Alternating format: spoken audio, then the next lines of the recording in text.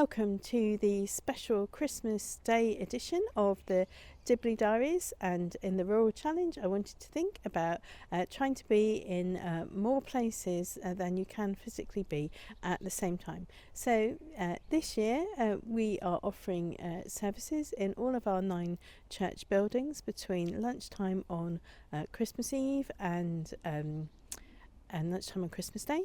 So it's a challenge. It's a challenge. At the moment, we are really blessed because there are 2 clergy members of staff here.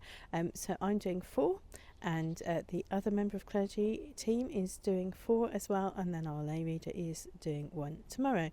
So I'm doing an afternoon and an late evening service at 11:15, and then I'm doing a 9:30 service and an 11 o'clock service on Christmas Day, and so is the other member of clergy doing 4 services, and that is just a challenge for us. How do we do that well? Now this year it's fine. There are 2 of us and we've got the lay reader as well. Next year there will only be 1 clergy person. But it is really important to have these times of celebration, to celebrate the Christmas feast in each place where there is a church congregation, a kind of church community.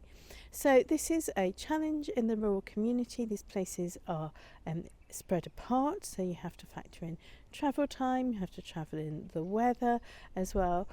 So whilst it is a joy to lead all these Christmas services, it is very busy, but it is a challenge in rural communities about how to share out leading all these Christmas services between all the different places who want to meet and have a time to celebrate Christmas together.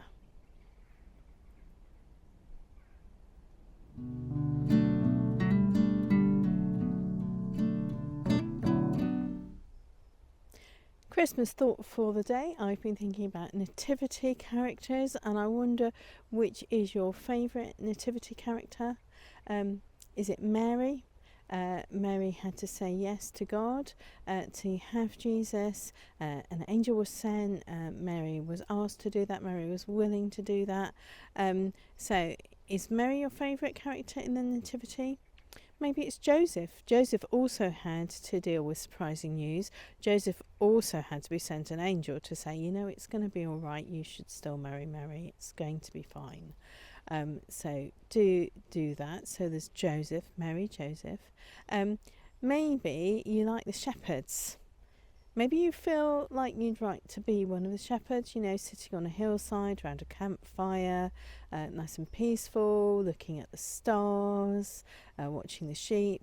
Very peaceful, unless you have to defend the sheep from a wolf, of course. And they get the most remarkable revelation, the most remarkable vision of angels, and the most remarkable journey to go and see this child in a manger. Maybe you're like the Magi. Maybe you like things, complicated things. Maybe you like watching things and patterns and things like that. Maybe you would travel a distance to see something that had been revealed to you. I mean, the Magi's journey was full of surprises as well. The star was a surprise to them. The journey, I think, was a long journey for them. And then they get another surprise when they get to what they think is the place where the baby's going to be in, and the baby's not at the palace. And then they're like, oh, that's a surprise. Then they find Jesus. That's a good surprise for them.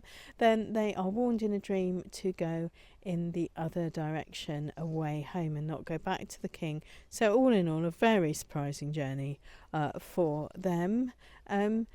There are people that we don't have in our traditional nativity sets who are really important for the story. We don't have Caesar or Augustus, although it was his wanting to have a census, which meant that they travelled to Bethlehem to start with. Mary and Joseph travelled to Bethlehem to begin with because of Caesar.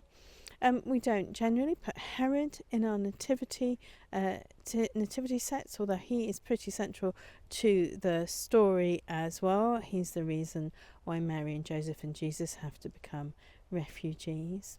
And one of the people that we also often don't have in the story is the innkeeper, or whoever it is who actually owned the stable, who was brave enough to say, well, yes, you can go in the stable round the back, that's fine, I don't have a guest room for you, but you can go there. A few years ago on Facebook, one of my friends put a little Christmas quote saying, we are all the innkeeper at Christmas, we can decide whether or not to let Jesus in. And I thought, oh, that's a bit trite. But the more and more I thought about it, the more intrigued I became by it, because the innkeeper did not have things all sorted out for Jesus coming. He didn't have things sorted out at all. And Jesus had to go in the stable round the back. It was probably a little bit messy. I mean, I think they probably cleaned out the manger, but it was not ideal. But the innkeeper let Jesus in anyway, and it led me to think about how sometimes I hear people saying, "Oh, I'm not good enough to come to church," and I'm just like, well, that is the whole reason Jesus came, is because none of us are good enough to have him in our lives. We just have to let him in anyway, which is what the innkeeper did. But it's also, we see this in the people that Jesus spends time with and how he responds to them. Jesus said, I've not come to heal the healthy but the sick, and he was friends with people whose lives were messy, really messy. So he was friends with Zacchaeus, he was friends with Matthew, the tax collector. His life was messy. He didn't condemn the woman who everyone else wanted him to condemn. He knew that people's lives were messy, but they let him into their lives anyway. And so that really is our choice this Christmas. Do we carry on thinking we're not going to let Jesus in because we're not sorted out enough? Or are we just going to let Jesus come in, like the innkeeper did, into the mess, into the things that aren't great in our lives, and knowing that that's fine. That's what Jesus wanted all along. In fact, that is what Jesus came to do.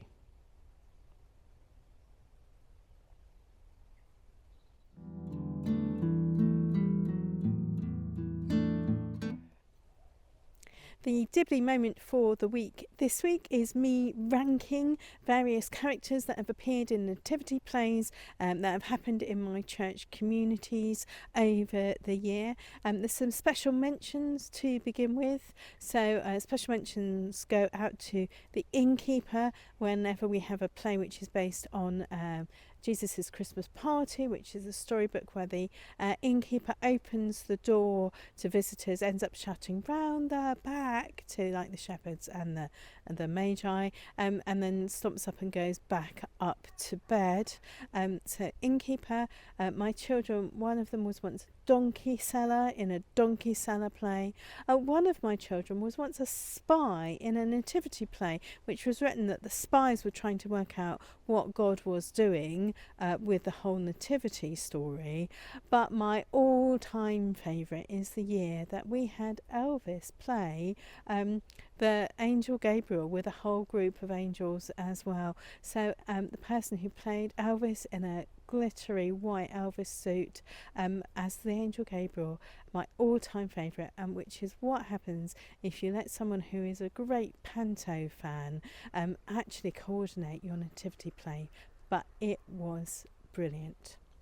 Well, that's it for the Dibley Diaries for the Christmas edition. I pray that you and your village, however large or small, have a really blessed Christmas where you can all feel the peace of Christ.